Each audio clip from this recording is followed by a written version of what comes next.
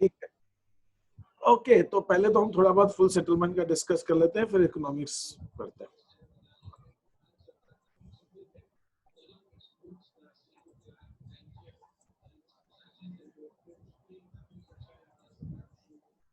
चलो मैं आपसे एक चीज कहता हूँ कि एक ट्रांजैक्शन है हमारा, bought furniture for ₹30,000 on credit. हमने क्रेडिट में फर्नीचर खरीदा है 30,000 रुपए का, ठीक है। अगर मैं इसका अफेक्ट देखना चाहूं तो इसका अफेक्ट जो है वो मेरा कुछ ऐसा आएगा, फर्नीचर एसेट में प्लस 30,000 और सप्लायर जिससे खरीदा है लायबिलिटीज में प्लस 30,000, ऐसे आएगा। यहां तक तो क्लियर है? बोलिए हाँ या ना। अच्छा ये यहाँ पे मैं देख लूं, है ना?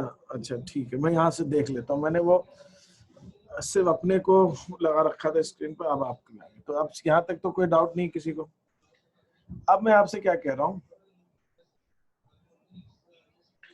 मैंने सप्लायर को, सप्लायर फर्नीचर सप्लायर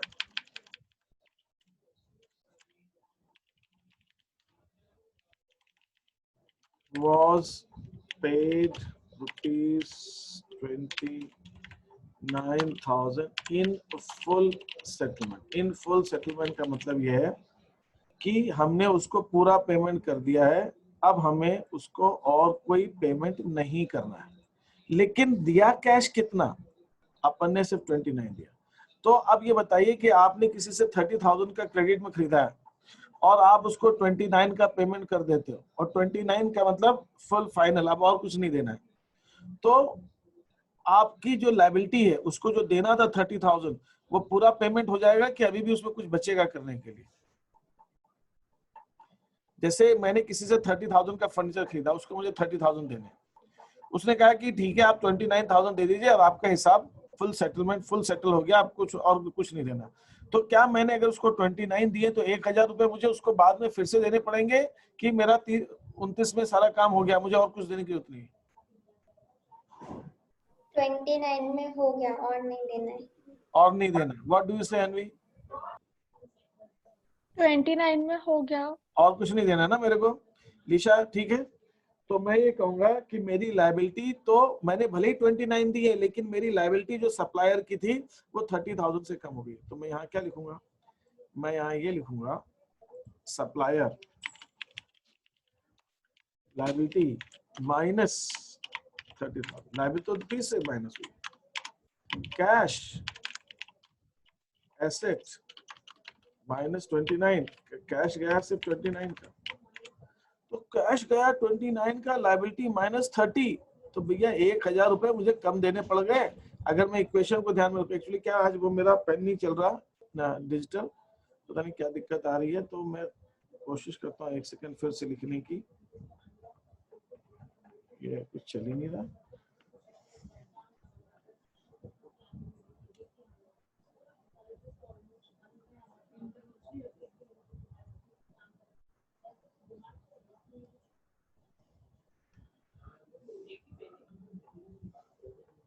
हाँ अरे वाह यार, चल गया।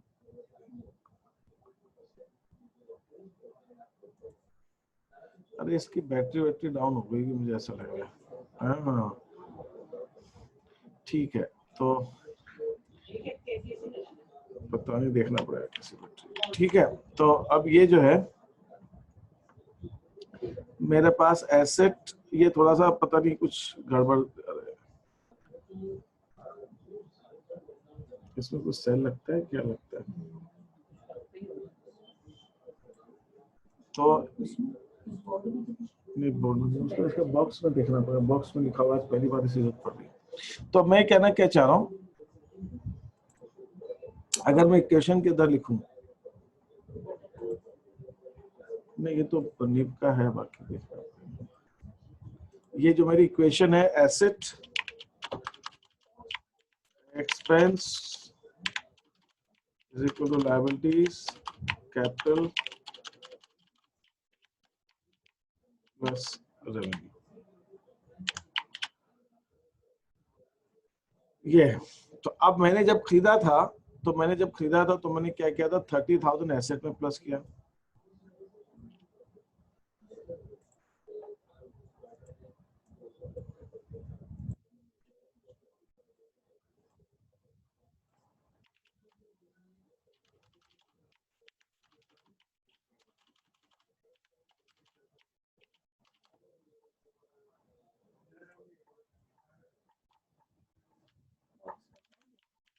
रेड कलर का बॉक्स होगा।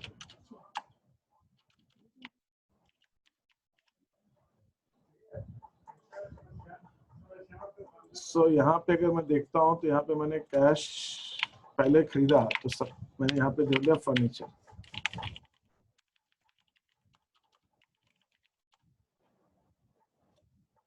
तो जब मैंने फर्नीचर खरीदा तो मैंने क्या किया, आई एडेड हियर, मैंने फर्नीचर में ऐड किया 30 और लायबिलिटी में प्लस किया 30। ये हो गया।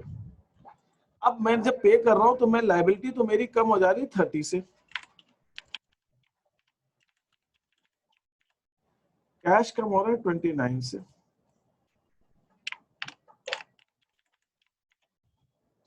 कैश कम हुआ 29 से, लायबिलिटी कम हुई 30 से। तो भैया मैं किसी एक दुकान पे गया, मैंने उधार खरीदा हुआ था, मैंने उसको 30,000 का पेमेंट करना था, मैं 30,000 रुपए लेके गया देने के लिए, उसने कहा नहीं सिर्फ 29 दे दीजिए, तो 1,000 रुपए बच गए। ये मेरे लिए क्या है, प्रॉफिट है। तो 1,000 रुपीज ये डिस्काउंट मिला मेरे को, ये 1,000 रुपीज मेरे को डिस्काउंट मिला। तो 1,000 I will add it to revenue. मुझे देने थे 30, मैंने दिया 29, मेरा 29 में ही काम हो गया, तो मेरे को 1,000 रुपए बच गए। तो इस केस में यहाँ पर जो आप लिखोगे, यहाँ लिखोगे डिस्काउंट रिसीव्ड,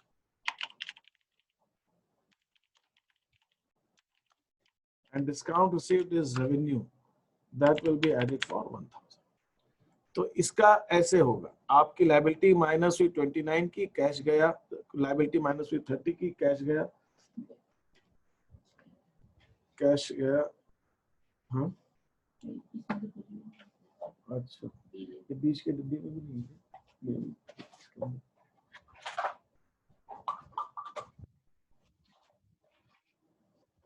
अच्छा ठीक है। सो कैश गया मेरे पास 29 का, लायबिलिटी माइनस हुई 30 की, तो 1,000 रुपीज जो बच गया, that is my profit. Is that okay? इसको हम बोलेंगे डिस्काउंट रिसीव्ड। अब इसका उल्टा भी हो सकता है। उल्टा कैसे होगा वो भी देख लेते हैं। हमने बेचा किसी को कोई सामान,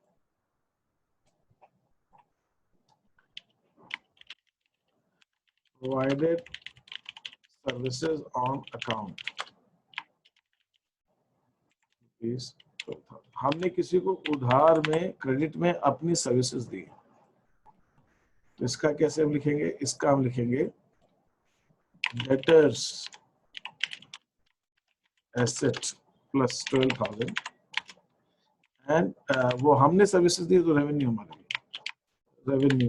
रेवेन्यू का नाम हम लिख सकते हैं, उससे जो लेना है। मान लीजिए हम उसके जो पैसा लेते हैं उसको हम फीस कहते हैं, तो फीस लिखेंगे। हम उससे जो पैसा लेते हैं उसको कमीशन कहते हैं, तो कमीशन लिखेंगे। तो उस रेवेन्यू का भी नाम होगा, फीस होगा, कमीशन होगा, है ना। तो मैं कमीशन लिख लेता हूँ, कमीशन रेवेन्यू। ये भी हो गया मेरा प्लस 12,000। ठीक है, ये हो गया। अभी पेमेंट नहीं मिला, हमने उधार में सर्विसेज, तो मैंने अपना काम कर दिया, तो मैंने कमीशन तो अर्न कर लिया, लेकिन मुझे पेमेंट नहीं मिला। अब सामने वाला मुझे पेमेंट करता है,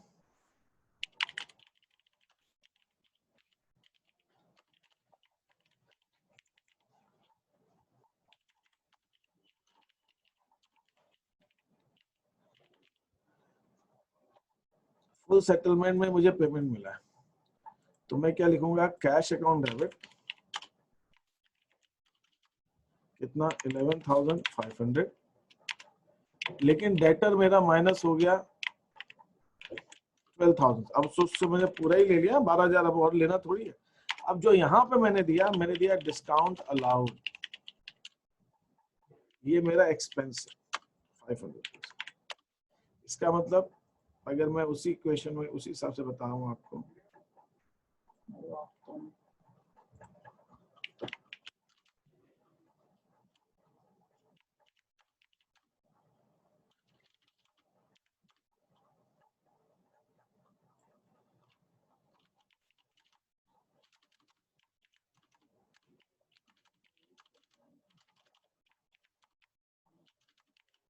जब मैंने बेचा तो मैंने यहाँ पे एक डेटर का कॉलम ऐड किया। तो मैंने यहाँ पे जब उसको सर्विसेज दी तो मैंने यहाँ लिखा 12,000 और मेरे रेवेन्यू है 12,000। ठीक है, अभी पेमेंट तो मिला नहीं, मेरे को डेटर में प्लस हो गया और रेवेन्यू प्लस हो गया। अब जब वो मुझे पेमेंट करेगा 12,000 का तो मैं यहाँ माइनस कर दूंगा 12,000। कैश में मैं ऐड करूंगा कितना 11,500 कैश में ऐड करूंगा। अब मेरे डेटर जा रहे हैं 12,000 के, कैश आ रहा है 11,500 का। तो भैया 500 का मुझे एक तरह से लॉस हो गया।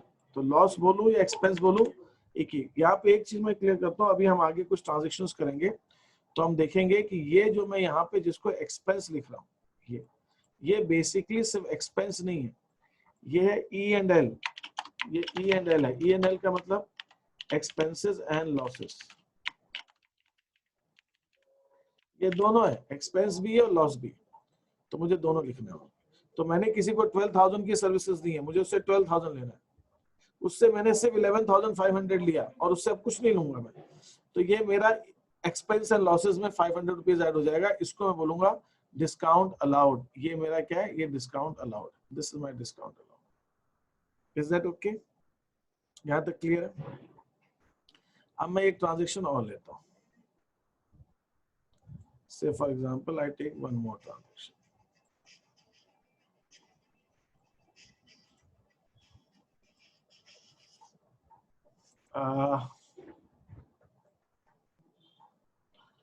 मैंने वो दिया था पहले और डेटा प्रोवाइडेड फिर से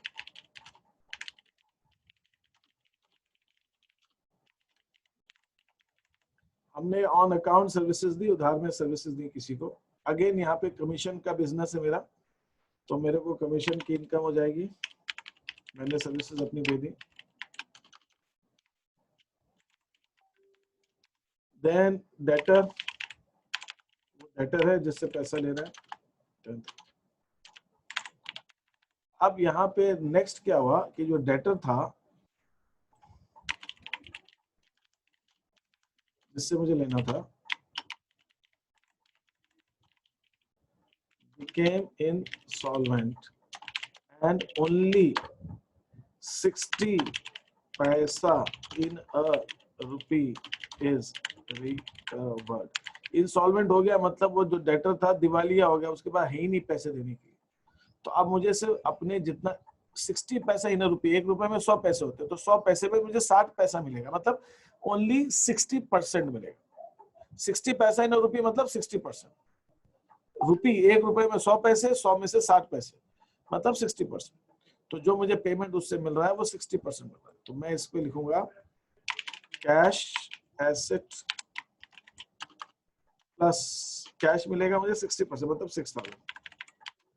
जो नहीं मिला वो है मेरा bad debts. Bad debts basically expense होते हैं, तो मैं एक्सपेंस और लॉस को एक ही साथ लिखना है, एक ही कॉलम में।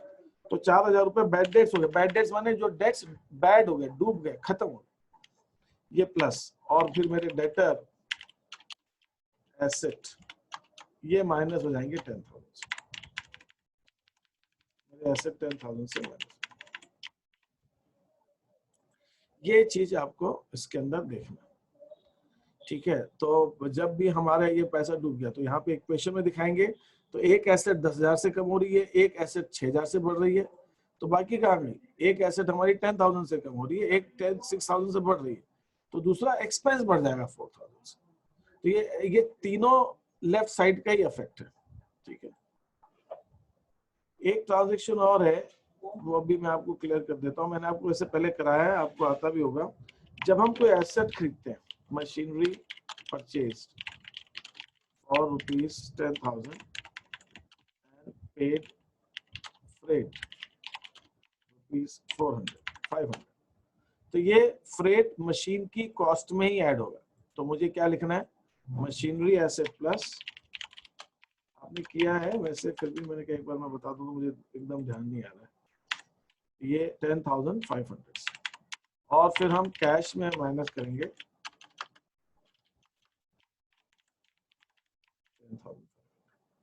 दूसरा, अगर मैंने गुड्स खरीदे, गुड्स माने जिनका मेरा बिजनेस है,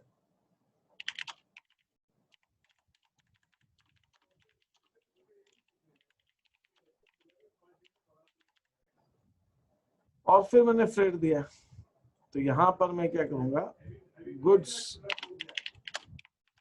एसेट प्लस 10,000, फ्रेट, फ्रेट माने भाड़ा, ट्रांसपोर्ट का जो खर्चा लगता है एक जगह से दूसरी जगह, वो एक्सपेंस प्लस 500, और कैश एसेट माइनस 10,500।